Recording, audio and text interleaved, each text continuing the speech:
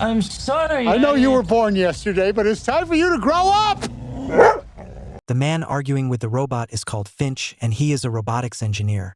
In 2043, a rare large-scale solar flare destroyed the entire ozone layer of the Earth under the exposure to radiation.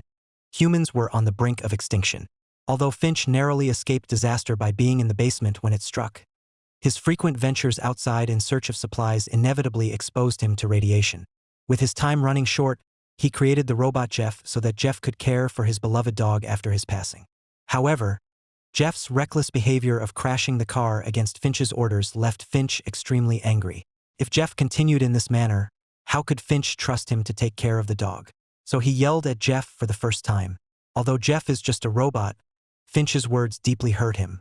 Jeff hid inside the car and refused to come out, behaving like a guilty child. Despite Finch's attempts to communicate with Jeff, the robot continued to avoid coming out. Finch realized that his words had been too harsh, and as a result, he voluntarily offered to teach Jeff how to drive. Although Jeff initially struggled with controlling the brakes and accelerator, with Finch's patient guidance, Jeff eventually mastered the driving skills. Jeff drove continuously until nightfall, and they sat by the campfire chatting under the aurora. Jeff was confused as to why they didn't travel at night when the danger of UV rays was absent during that time. Finch explained to Jeff that the dangers during the day were predictable, while nighttime travel had unpredictable risks, such as hungry people lurking in the shadows, which could be more dangerous than the intense sandstorms and UV rays during the day. However, Jeff couldn't comprehend these explanations now and was left alone outside to keep watch and ponder. The next morning, Finch's condition worsened. Seeing Finch lying weak and in pain on the bed, Jeff asked how he could help him. Call the doctor.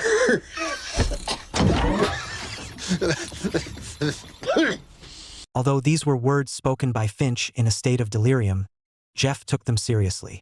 He dampened a towel with cold water and placed it on Finch's head. While Finch was in a semi-conscious state, Jeff drove the RV into the city.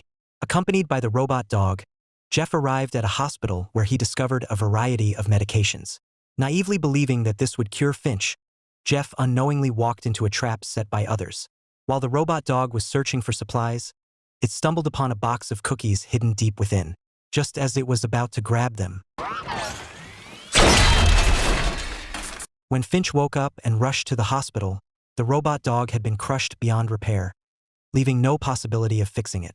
With no other options, Finch had to sadly disconnect the power source of the robot dog. When he finally found Jeff and was ready to scold him, some strange sounds could be heard in the distance. Without time to explain, Finch hurriedly took Jeff away from the area. However, it was already too late. They had been targeted. At night, an unknown vehicle appeared behind them. Finch ordered Jeff to step on the gas, attempting to create distance with speed. Then Finch instructed Jeff to turn off the headlights and drive towards a tunnel under a bridge. But as they were about to enter the tunnel, Jeff stopped the car. Based on his calculations, he believed that the RV's height wouldn't allow it to pass through the tunnel ahead. However, due to the urgency of the situation, Finch couldn't dwell on that. Anxiously, he urged Jeff to hit the gas hard. As Jeff had calculated, the tunnel shattered the car's solar panels. Despite this, the RV remained exposed. Seeing the approaching of the unknown vehicle, Jeff had no choice but to get out alone. With all his strength, he pushed the RV into the tunnel. Luckily, the vehicle didn't see them. However, the solar charging panel on the RV was completely destroyed. Lost the only source of power, Finch felt despondent, as it meant everything was over. But Jeff hoped Finch wouldn't give up. Stop it, just accept it. It's over. No, I can't give up. I will not allow you to give Well, up. you will not allow it. Well, you don't get to decide because you're just a machine. A robot cannot harm a human, or through an action allow a human to come to harm. Shut up! When Jeff returned to the RV, Finch shared his story with him. At the beginning of the disaster, the impact on humans was not immediately fatal, as those who stayed indoors mostly survived. However, soon people began to fight over resources. While Finch was scavenging in a supermarket, he encountered a mother and daughter. However, soon after, some bad guys also arrived at the supermarket. Out of fear, Finch hid behind shelves. When he finally came out, he found that the mother and daughter were gone. In the girl's backpack, there was a small dog. To make amends for not helping the girl, Finch decided to raise the dog and vowed to protect it for life. The next morning, they were only 770 kilometers away from San Francisco. Suddenly, a butterfly hit the windshield, followed by another flying past Jeff. Jeff hurriedly stopped the car on the side of the road and called Finch to come and check. Finch opened the car door and cautiously reached his hand out, then quickly pulled it back. He couldn't believe that the sunlight here wouldn't harm him. Summoning courage, he got out of the car. After many years, Finch once again felt the warmth of the sun. When Finch saw the butterfly land on his hand, he cried out excitedly. At that moment, he felt like he had been reborn. After changing into a clean white suit, Finch brought out the last remaining can of peaches to enjoy. Jeff told him that he had a dream last night in which Finch, him, and the dog took a photo together on the Golden Gate Bridge.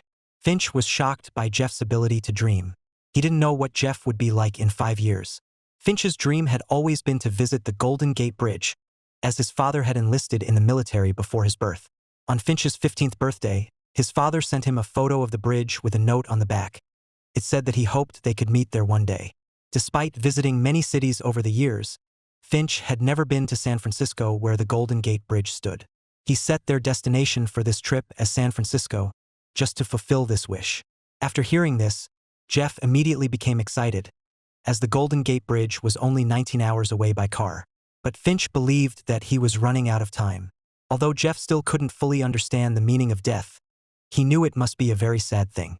Finch only hoped that after he left, Jeff could get along with the dog Goodyear. So, he took a ball from the dog's toy box and after a simple interaction with the dog, threw the ball.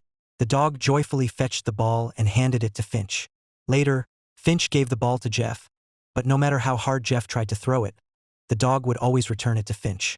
In the dog's heart, Finch was its true owner. Just as Jeff and the dog tried again, Finch coughed up blood due to his worsening condition, staining his white suit. Jeff helped the weak Finch back to the RV. Finch knew it was his final moment and asked Jeff and the dog to play outside while he rested in the car. At that moment, Finch shook hands with Jeff, entrusting all his hopes to him. Jeff, like a child, leaned on Finch's chest. As Finch prepared to get in the car, the dog seemed to sense something and refused to leave Finch's side. Without any other options, Finch had to let the dog into the car. Jeff didn't follow Finch into the car but instead packed Finch's belongings outside. Later that night, the RV echoed with the dog's mournful howls. Jeff knew that Finch had left them forever.